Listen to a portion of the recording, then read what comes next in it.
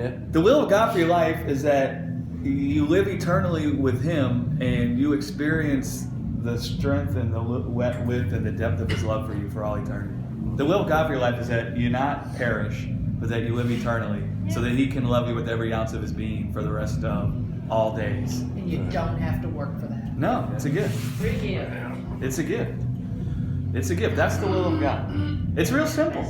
And then once you get that in your heart, and your heart becomes persuaded that you already are the possessor of life, you're already walking in the will of God. It's not some heavy yoke. That's why Jesus said, my yoke is light, right? My doctrine is light. And once you get persuaded of those things, then you'll be able to actually sit with your heart and say, what gives me a buzz? That's right. What am I passionate about?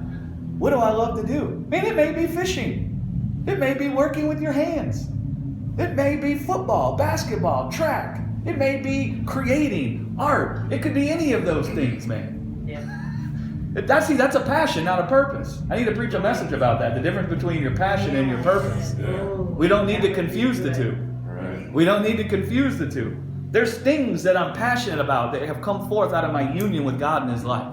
Right? And then those passions can come to the forefront. But you know what? All the years that I thought my purpose was to be in ministry, do you know, it was almost like the life of Abraham. I've been told my purpose was to be in ministry since I was real young. And so I set about to bring that about after I, realized I was dying on drugs.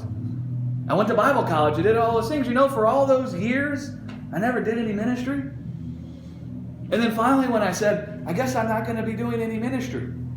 I'll just be happy with my job. And then all of a sudden God was like, time to go back to Louisiana, brother. It was like Abraham. You had to wait for Abraham's body to be dead for Abraham to realize that God would be the one that would make him the father of many nations. That it's like God had to wait for me to realize my purpose wasn't some ministry. Right. Now that you've given up that your purpose is ministry, now let's walk on. That doesn't mean we won't minister. See, that's the problem. When man thinks they're supposed to build the kingdom in the earth, when man thinks they're supposed to build the church in the earth, then we implement our system to do that. That's right. Right. Because we don't just say that's what we got to do. We're going to build our system. We got to have our system to bring it about. And this is how we're going to do it.